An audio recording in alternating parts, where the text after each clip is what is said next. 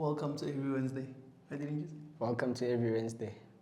Welcome to every Wednesday. Welcome to every Wednesday. Welcome to every Wednesday. Welcome to every Wednesday. Welcome to every Wednesday.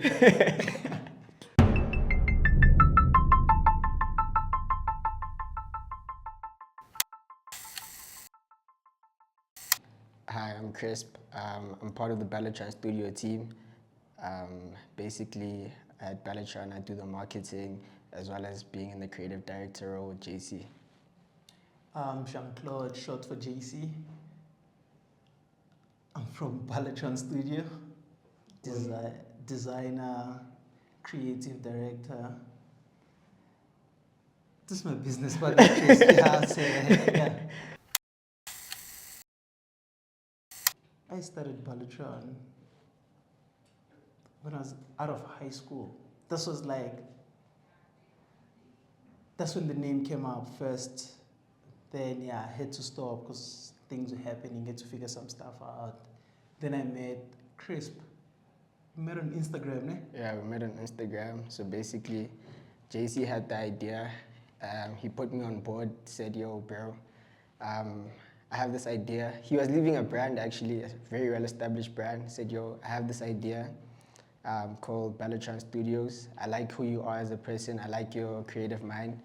And we said, yo, let's do it. And we've been formal now. I think we're going on to our second year. So yeah, that's what Balatron and how long Balatron has been there for. Okay, I'll give you first the original meaning of Balatron. The original meaning is a buffoon. It's a fool, like a fool. So when I was in high school, it's like, because before making a brand first, you have to check how does it link with you as a person. So when I was in high school, like I was the kid that used to dress like different from the other kids because I loved design, always into fashion, technology.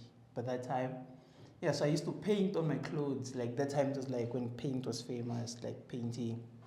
So people are making fun of me, like calling me names like the painting boy, a fool, and all that.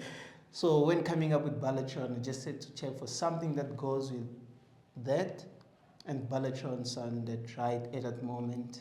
Yeah. And it was just like, this is the perfect name.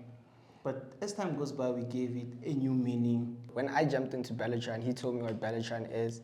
I wasn't really doing fashion. I like clothes, like I was styling. I always thought I could add to the fashion community in a different way. I never thought I'd be a brand owner. So when I came onto Balatron, Balatron was just a beacon of hope for me because I was on my way to law school, but I loved fashion. So to me, Balatron has always just been a beacon of hope for us two kids that came out of PTA, and hopefully can be a beacon of hope for everybody else that gets inspired from the brand and the ideas from the brand. First piece. Okay. Like, we wouldn't say a t-shirt is a piece, right? It's an essential, but like, it's not a piece. Okay. If we're talking about pieces, we have to talk about something like that you designed. It's going to be a jacket, pants. Okay, if you have to go, the black jacket. Yeah, the black jacket. You The know, black like jacket.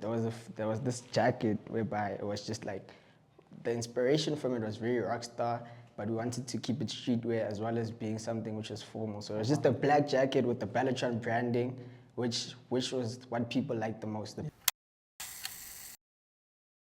So let's say you come to Balatron, we want you to feel like you can get everything there instead of buying, let's say, a t-shirt here, then you go find a jacket somewhere else.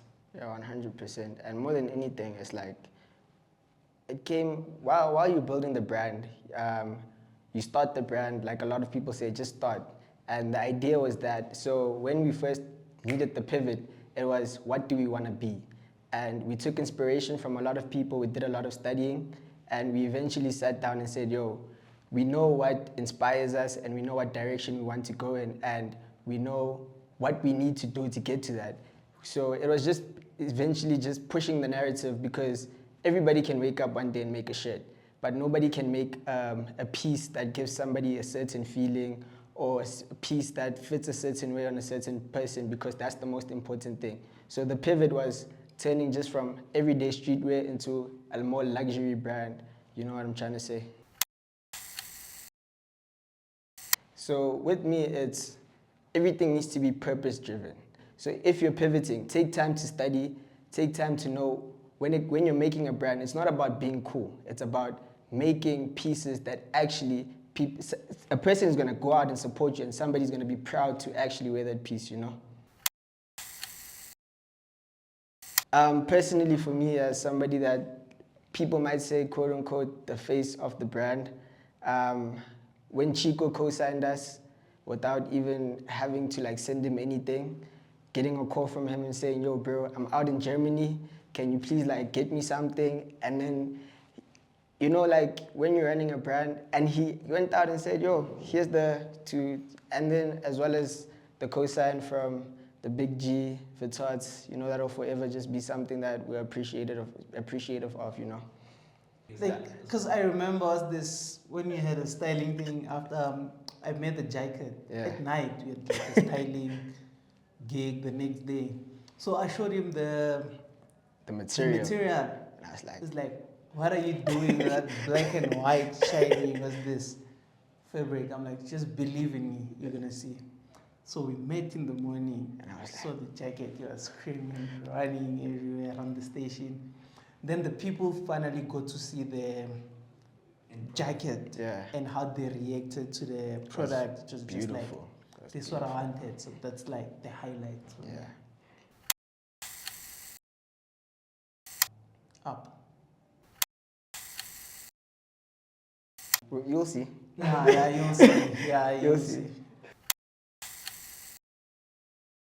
In terms of how we knew the brand was working is because, you know, like when you're starting off a brand and you don't know what you're doing, and it's like you're learning as you're going, right?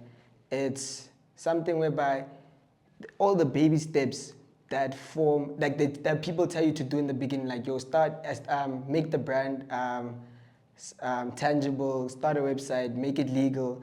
So when those things started becoming something that became important rather than clothes, like the small admin stuff so that the brand can actually start moving.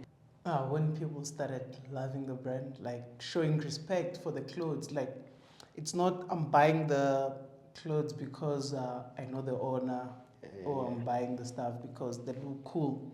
It's because how someone would buy a piece and like hold on to it and text you after years, like after let's say a year, and be like, I still have this piece and I want more. That's when you know it's working out. Like this is becoming bigger than you thought it was gonna be. Pitori to Paris. So build a fashion house.